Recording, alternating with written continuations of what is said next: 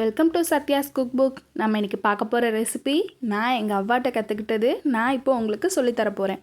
அது என்னதுன்னு பார்க்குறீங்களா?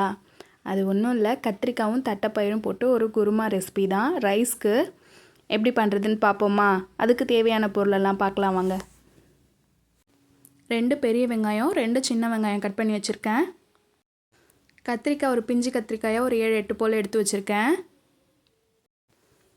தேங்காய் ஒரு அரை மூடி திருவி வச்சுருக்கேன். ஒரு 10 போல் பூண்டு எடுத்து வச்சுருக்கேன். கொஞ்சமாக இஞ்சி எடுத்து வச்சுருக்கேன். இஞ்சி கொஞ்சமாக தான் போடணும். சோம்பு ஒரு 1/2 டீஸ்பூன் போட்டிருக்கேன். பாருங்கள், நான் நைட் ஃபுல்லாக ஊற வச்ச தட்டைப்பயிரை இப்போ நான் வேக வச்சு எடுத்துக்கிட்டேன். 2 விசில் விட்டால் போதும், அதுவே அதிகம். அதுக்கு மேலே விட்டோம்னா நமக்கு குழஞ்சி போயிடும். கடாய் வச்சுக்கலாம், எண்ணெய் ஊற்றிக்கலாம். வெங்காயம் வடகம் இருக்குல்ல, அது கொஞ்சம் போட்டுக்கணும். பட்டை 2, கிராம்பு 2. இப்போ நம்ம கட் பண்ணி வச்சுருக்க ஆனியன் இதில் சேர்த்துக்கலாம். தக்காளியும் சேர்த்துக்கலாம்.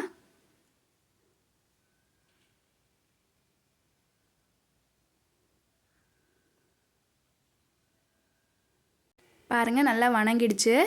1/2 டீஸ்பூன் மஞ்சத்தூள், 1/2 டேபிள் ஸ்பூன் நம்ம வீட்டு குழம்பு தூள், சாம்பாருக்கு போடுவோம்ல அந்த குழம்பு தூள் தான். அது ஒரு 1/2 டேபிள் ஸ்பூன் போட்டுக்கலாம். கல்லுப்பு கொஞ்சம் போட்டுக்கலாம்.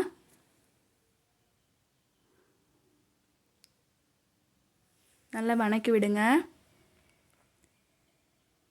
இன்னொரு பக்கம் நம்ம கத்திரிக்காவை கட் பண்ணிட்டு வந்துடலாம். அந்த லாஸ்ட் மினிட்ல நம்ம கட் பண்ணாதான் கத்திரிக்காய் கருத்து போகாமல் இருக்கும், இல்லைன்னா கலர் சேஞ்ச் ஆகிடும். பாருங்கள், அந்த கத்திரிக்காயோட கலர்லேயே இருக்குது. முன்னாடியே நம்ம கட் பண்ணக்கூடாது. இப்போ காய் வேகிறதுக்கு ஒரு கிளாஸ் தண்ணி ஊற்றிக்கலாம்.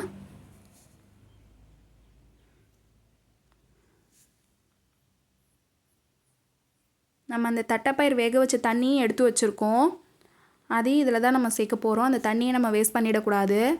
இது கொஞ்சம் காய் வெந்ததுக்கப்புறம் நம்ம அந்த தண்ணியை கொஞ்சம் சேர்த்துக்கலாம்.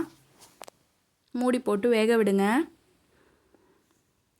பாருங்கள், நான் தட்டைப்பயிர் வடித்து எடுத்து வச்சுருக்கேன். இந்த அளவுக்கு வெந்தால் போதும். அதே மாதிரி வணக்கும் போதும் நம்ம இந்த தட்டைப்பயிர் போடக்கூடாது. போட்டால் இன்னும் 2 ஓவர் குக் ஆகிடும். அதனால தான்.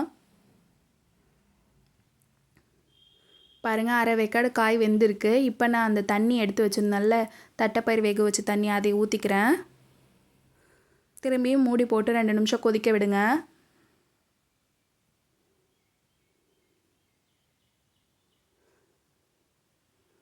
இன்னொரு பக்கம் தேங்காய் அதெல்லாம் எடுத்து வச்சுருந்தோம்ல, நம்ம அதை அரைச்சிட்டு வந்துடலாம்.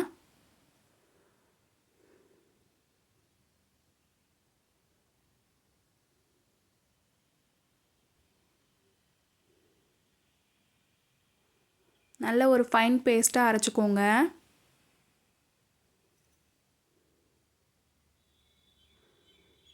பாருங்கள், காய் நல்லா வெந்துருச்சு, எண்ணெய் நல்லா பிரிஞ்சு வந்திருக்கு. இப்போது நம்ம எடுத்து வச்சுருக்க தட்டைப்பயிறு இது உள்ளே போட்டுக்கலாம்.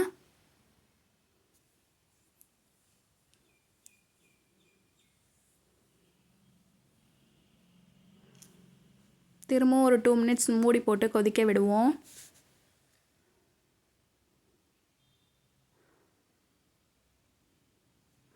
இப்போ திரும்பவும் நல்லா சுற்றி எண்ணெய் பிரிஞ்சு வந்திருக்கு பாருங்கள். இப்போ நம்ம அரைச்சி வச்சிருந்த பேஸ்ட் இதில் சேர்த்துக்கலாம், தேங்காய் பேஸ்ட்டு. இது சேர்த்து ஒரு 2 கொதி வந்தால் போதும்.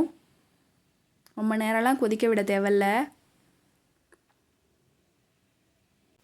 2 நிமிஷம் மூடி போட்டு நான் கொதிக்க விட்டுருந்தேன். இப்போ பாருங்கள், நல்லா குழம்பு கொதிச்சு வந்திருக்கு.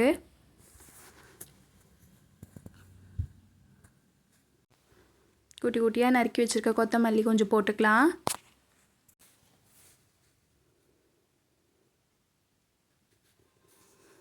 அவ்வளோதான், நம்ம சொன்ன கத்திரிக்காய் தட்டைப்பயிர் குருமா ரெடி ஆகிடுச்சு. சூடான சாதத்தோடு வச்சு சாப்பிடும்போது இது ரொம்ப டேஸ்ட்டாக இருக்கும். கண்டிப்பாக ட்ரை பண்ணி பாருங்கள். ட்ரை பண்ணி பார்த்துட்டு எனக்கு கமெண்ட் பண்ணுங்கள்.